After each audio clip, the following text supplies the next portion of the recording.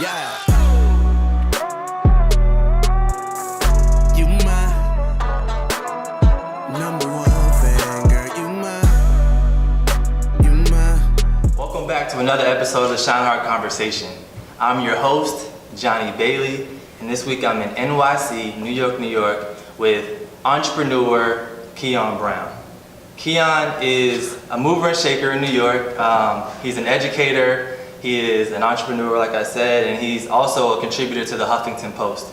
And he's a cast member for NYC, the Graduates NYC, which is a really cool web series that airs on Aspire TV. Today, Kian is going to talk about his journey into entrepreneurship, what it means to be a successful entrepreneur, share some keys to his personal success, and of course become a member of the SHineHard family. So without further ado, Kian, it's time to shine. Thank you, man. Thank you. I mean, it's an awesome experience. You guys are doing some great stuff, and I'm excited to be a part of it. For sure, man. So from this project, I've learned that passionate people come from all walks of life. And you can tell a lot about who we are by what we've been through. So can you talk a little bit about your childhood and what growing up was like for you? Well, I came from Wilmington, North Carolina. Okay. It's the beach. North Carolina is full of life and love and family. Okay. And so that was something that was very important to me. Just like at HBCU, my schooling and my education was full of, my favorite teachers and counselors who are still my friends to this day as grown individuals, and they really covered me and took care of me, and that's kind of my experience as a child, always taken care of, always afforded opportunities that really supported me in my trajectory. Who did you look up to as a kid? A couple people. My dad, the pastors that I followed. My favorite teacher was Dr. Oates. Shout out Dr. Oates. Dr. Oates. He was Mr. Oates then. Now he's Dr. Oates. True. He leveled up. Yeah, for real. And Miss Smith, who's now Dr. Smith. Those are some of the folks in my life that really supported me. Yeah, that's awesome, man. Let's talk about your experience on The Graduates. Let's do it. I'm sure there's thousands of HBCU graduates in New York, but you were selected. So talk about how that opportunity came about for you.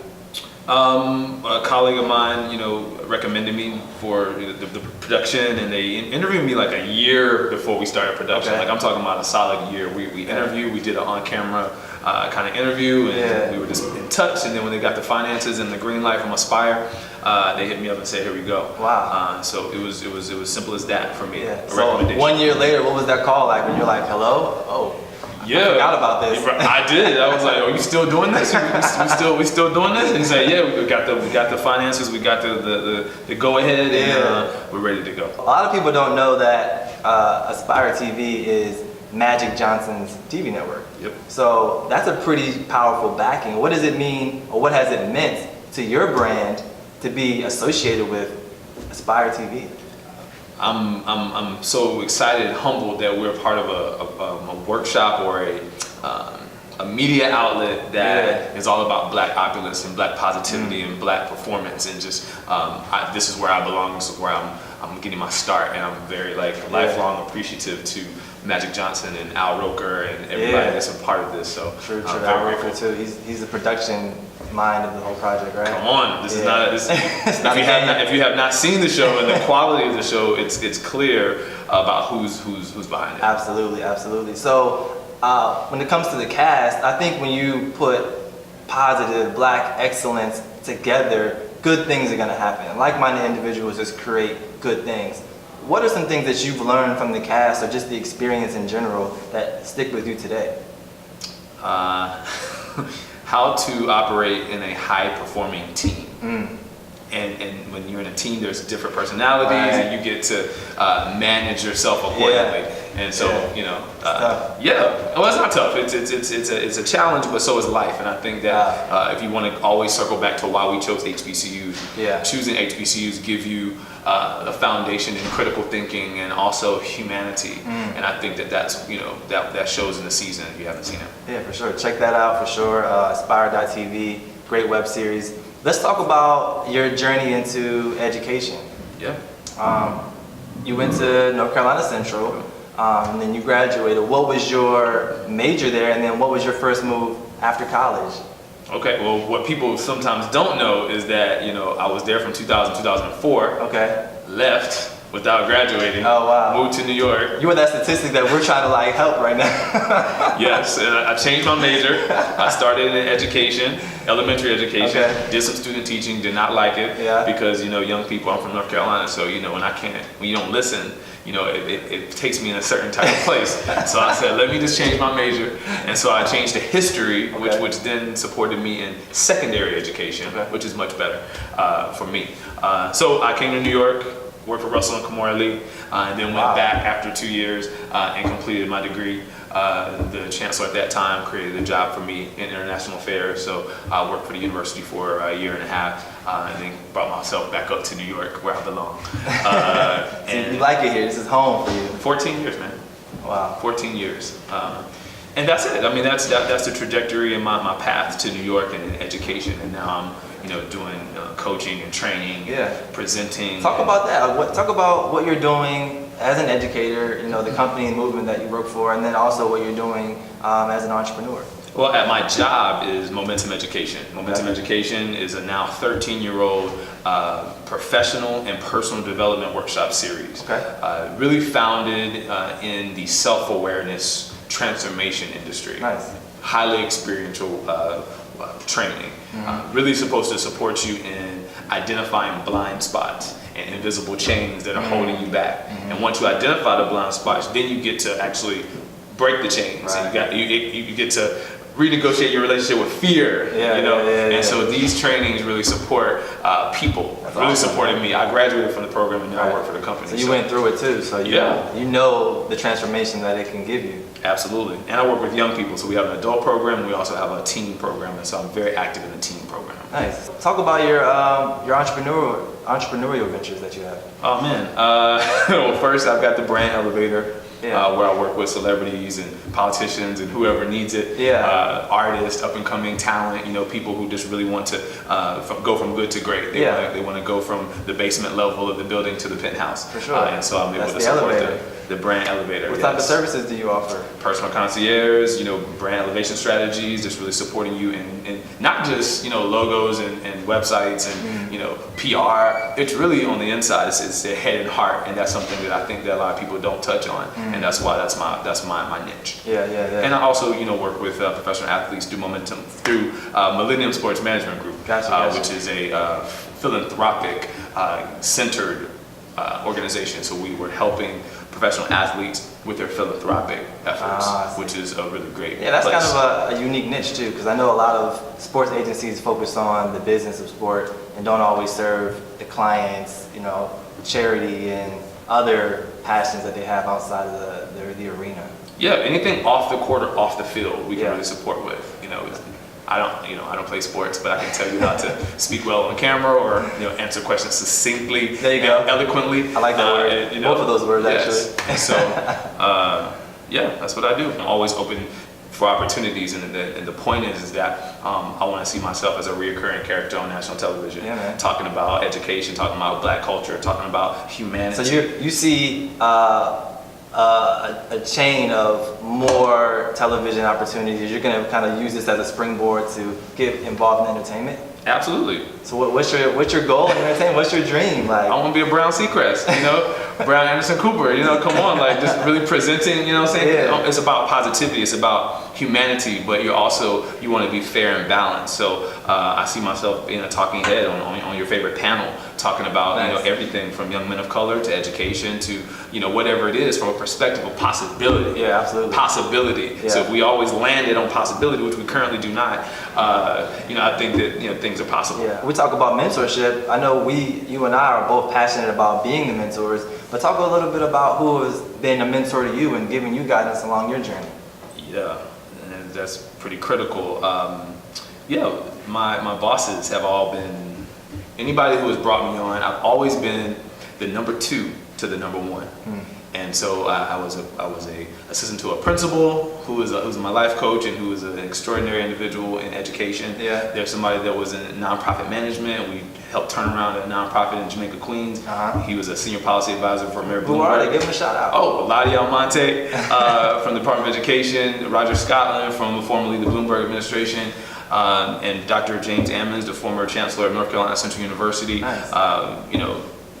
Wow, I mean, you start putting me on the spot doing names. You might forget a couple, I'll but- always miss Sharon Saunders from NCCU, who taught me everything about public relations and branding and marketing and public relations and all of that. They all are attributed to the different seasons of my life. Right. And of course, Russell and Kamora Lee, Gary Foster, and all the folks at Rush Communications who gave me my first start. And that's excellent, man. Those are some real powerful influences to have, and you can tell that it shapes you and groomed you. I can sense it in you. Where are you finding inspiration? I know we're all on social media. I find a lot of inspiration online. Are there any brands or blogs that you're following to, stay sharp and inspired? Sure. I mean, there are two people that I stay in touch with virtually.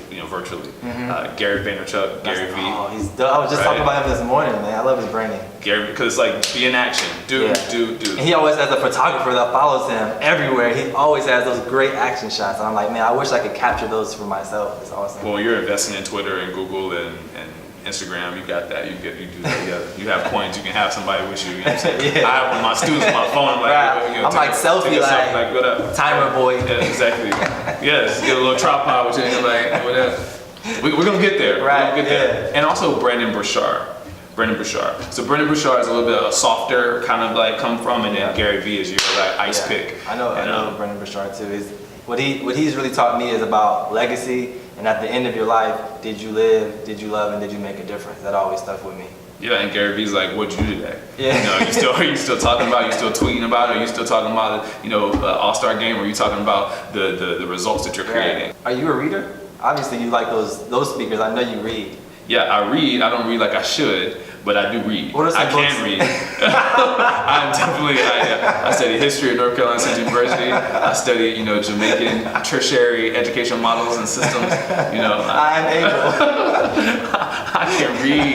I can read. So, what are some books that have changed your life as an entrepreneur? Good to Great, The 4-Hour Work Week, the Maxwell Leadership Bible. John Maxwell? John Maxwell, Yeah, that's my guy. Yeah, I really am studying, I've delved more into the Bible in this season of my life than any other, but the Maxwell Leadership Bible really supports me in leadership distinctions and looking at characters in the Bible as leaders, like Adam being the first leader to experience failure. So so that really supports me in my trajectory, my track. Those are three books that I'm really, really on. A lot of John Maxwell, and Good to Great. I love Good to Great. Yeah, good stuff. You seem very passionate about, the political landscape and the history of America.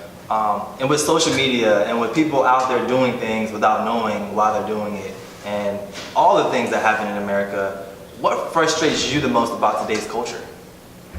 What frustrates me the most about today's culture? Lack of passion and lack of awareness. Now, people are passionate now because they're angry. Right. That's an emotion that is sometimes valuable. Sure, if you can control it. Yeah. Because then you start moving in a direction and doing things that you're not even capable of containing. Right. Or the consequences, you're not even willing to be with the consequences.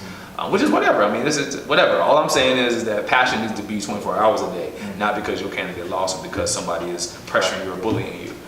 You get to be passionate about what you believe every single day. Yeah, so we talk about passion. Would you say that you know yourself?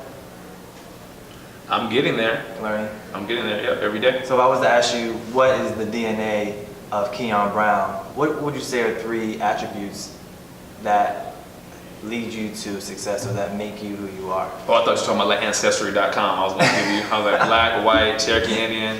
You know what I'm saying? You got like a little Ethiopian, Somalian look to you, so. Come on, so do you. Somalian. Maybe. I haven't done the official swab. As my grandma say. 3 attributes of my DNA. Power.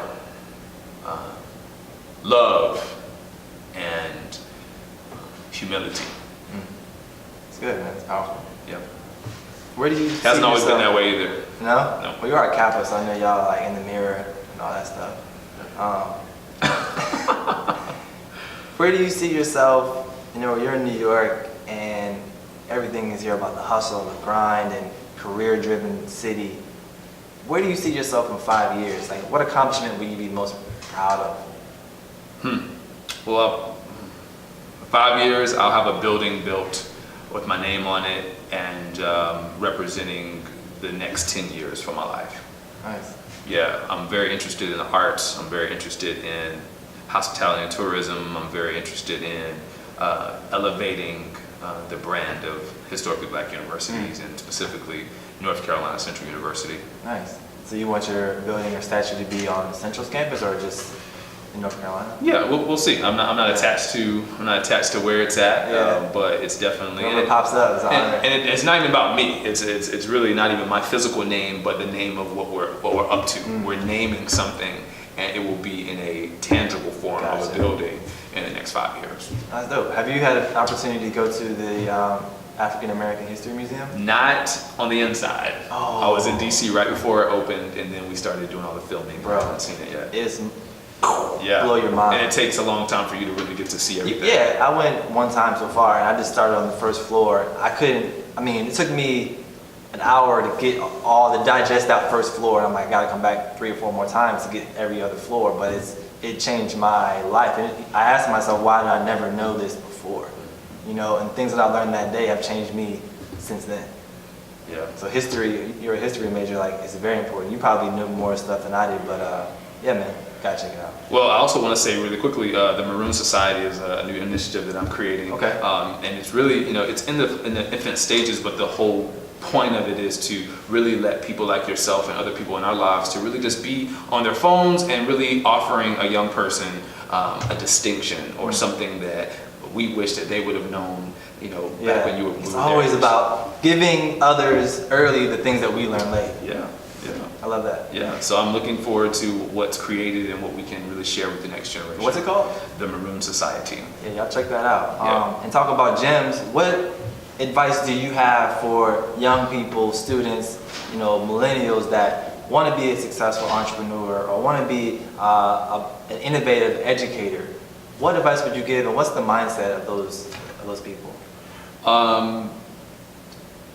Seek failure. That's a good one. Seek out failure. Why so? What does that mean? Because we're so, like you say, fearful. People don't want to fail. It's like failure is a part of, winning and succeeding. So there are people who are going to be stuck and they're talking about stuff and they're never moving because they're afraid of failing. But then me, I will fail like 8 times and create 17 results, and then you're still kind of stuck because you don't want to fail. Fail forward. Yeah, fail forward. Fail forward. Hashtag fail forward. Fail forward. Respect. So that's all I got for you today, man. I appreciate your time, your insight, Thank you. letting us in the mind of Kian Brown. We look forward to building you into our network and also providing platforms for you to share your message. Can you tell everyone your experiences with the SHineHard family so far and how they can find you? Absolutely. Thank you for having me, and thank you for the opportunity to be a part of what an amazing network of people. My experience has been amazing. They've rolled out the red carpet and supported me and telling my story and really just letting me, speak from my heart. And that's all you can really ask as a professional and as a human. You can find out more information about me on social media and on my website, KianBrown.com. Kian Brown everything. Thank you to all the Maroons who are, supporting me every day. Awesome. So you can find me, Johnny Bailey, at JB's Food for Thought. Definitely follow the project at SHineHard Family. Definitely visit the website, SHineHardFamily.com. You guys continue to follow your passion, find a way to serve, and as always, together we shine. Kian, appreciate you, boss. Yes, sir. Thank you, brother. Say, it's not you, baby girl. Don't think for a second that you don't got the juice. It's me, not you. I've been acting like a fool cause I can't handle you getting hurt by me. I respect you, getting too deep. I'ma try to up and leave. Don't wanna make you cry, hit you with too many lies. Like you the only one, but I'm crushing on 3. Baby, I'm a boy trying to be a man. Working on the plan, running with the clan. Developing for my #1 fan. They say it won't work if you ain't.